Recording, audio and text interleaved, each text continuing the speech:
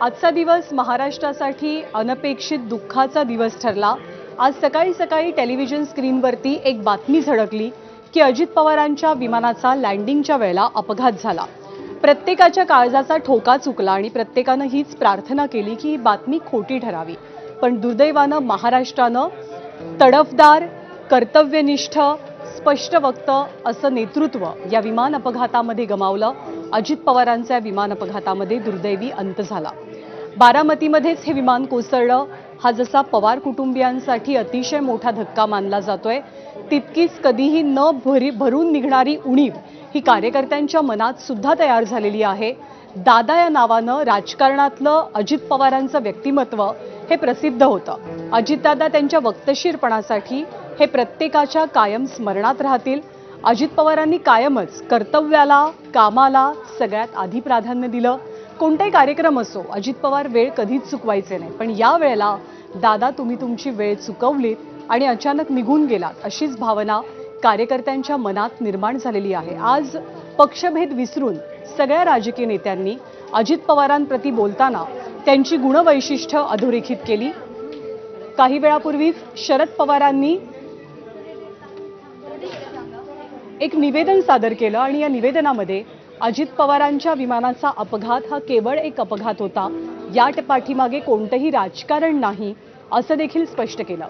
संपूर्ण महाराष्ट्रावरती शोककळा पसरली आहे। अजित पवारांचं पार्थिव हे सध्या हॉस्पिटलमध्ये आहे आणि तिथून ते विद्याप्रतिष्ठानच्या मैदानामध्ये आणलं जाईल। याच विद्याप्रतिष्ठानच्या मैदानामध्ये रात्री 10 वाजेपर्यंत अजित पवार यांचं अंतिम दर्शन घेता येणार आहे आणि त्यानंतर सकाळपर्यंत हे पार्थिव काटेवाडीतल्या त्यांच्या घरी ठेवण्यात येईल। उद्या सकाळी 11 वाजता बारामतीच्या विद्याप्रतिष्ठानच्या मैदानावरतीच अजितदादांना शेवटचा निरोप दिला जाईल। अजितदादा अतिशय अभ्यासू व्यक्तिमत्व राजकारणातलं मानलं जायचं। प्रशासनावरती त्यांची भक्कम अशी पकड होती। अजितदादा स्पष्ट वक्ते होते। अजितदादा होला हो, नाहीला नाही करणारे होते।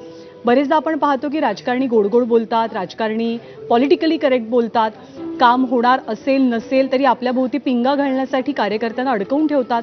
पण अजित पवार असे नव्हते। अजित पवार पडखड होते, स्पष्ट वक्ते होते, वक्तशीर होते आणि म्हणूनच ते सर्वांना प्रिय होते। आपले प्रतिनिधी वेदांत नेब सध्या बारामतीमध्ये आहेत। आपण वेदांतकडे जाऊयात अधिक माहिती जाणून घेण्यासाठी। वेदांत, तू त्या हॉस्पिटलच्या परिसरामध्ये आहेस की जिथं अजित पवारांचं पार्थिव ठेवण्यात आलेलं आहे। सध्याची तिथली काय परिस्थिती आहे? कधी हे पार्थिव विद्याप्रतिष्ठानच्या मैदानापर्यंत नेलं जाईल?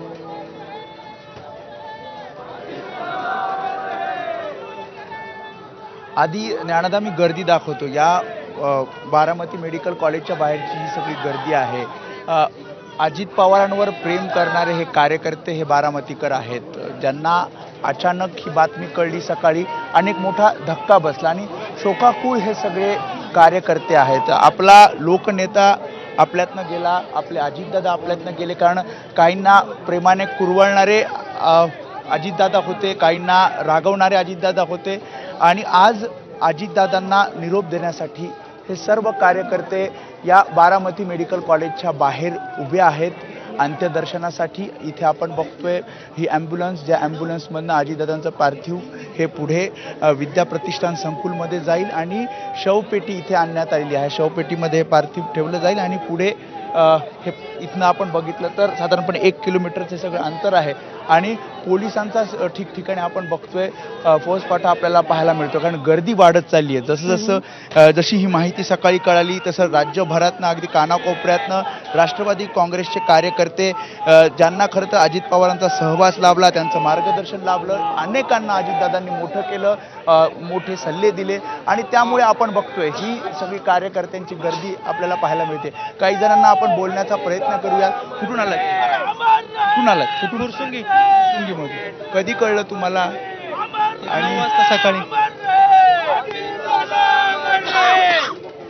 आपल्यासोबत राष्ट्रवादी काँग्रेस कार्यकर्ते, कुठून आलात? मी पिंपरी चिंचवड, भोसरी विधानसभा। कधी कळलं तुम्हाला हे? सकाळीच? सकाळी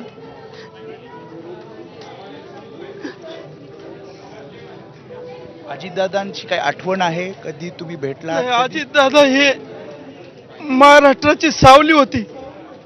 हे अचानक झालं ना आमच्यासारख्या कार्यकर्त्यावर, छोट्या मोठ्या गोरगरीब जनतेचं हे एक काळीज असल्यासारखं होतं. दादा म्हणजे एक सर्वसामान्याचं, कष्टकऱ्यांचा, कामगारांचा आवाज होता, एक आधार होता. आणि हा आधार हा काळानं आज हा काळा दिवस म्हणून मी तर म्हणेन. आणि ह्या काळा दिवस आज कसा उगवला असेल ही कल्पनाही करू शकत नाही आपण. तर ह्या काळा दिवस मला काय आणि ह्या महाराष्ट्राचं छत्र,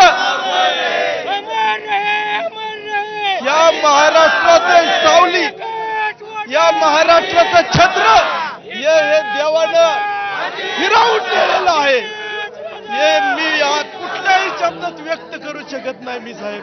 एवढं त्यामुळे ह्या सगळ्या प्रतिक्रिया आपण बघतोय, या सगळ्या कार्यकर्त्या डोळ्यात पाणी आहे. जसं मी आधी सांगितले की मोठा धक्का होता, कारण जे अजितदादा बारामतीमध्ये भाषण करणार होते, 4 सभा घेणार होते, मार्गदर्शन करणार होते, ते अजितदादा आपल्यात नाही आहेत. हा विश्वासच या कार्यकर्त्यांना बसत नाहीये. ज्ञानदा, अगदी बरोबर आहे, कारण या कार्यकर्त्यांना अजितदादांनी जीवापाड जपलाय. बारामती हे पवारांसाठी कधीच शहर म्हणून त्यांनी त्याच्याकडे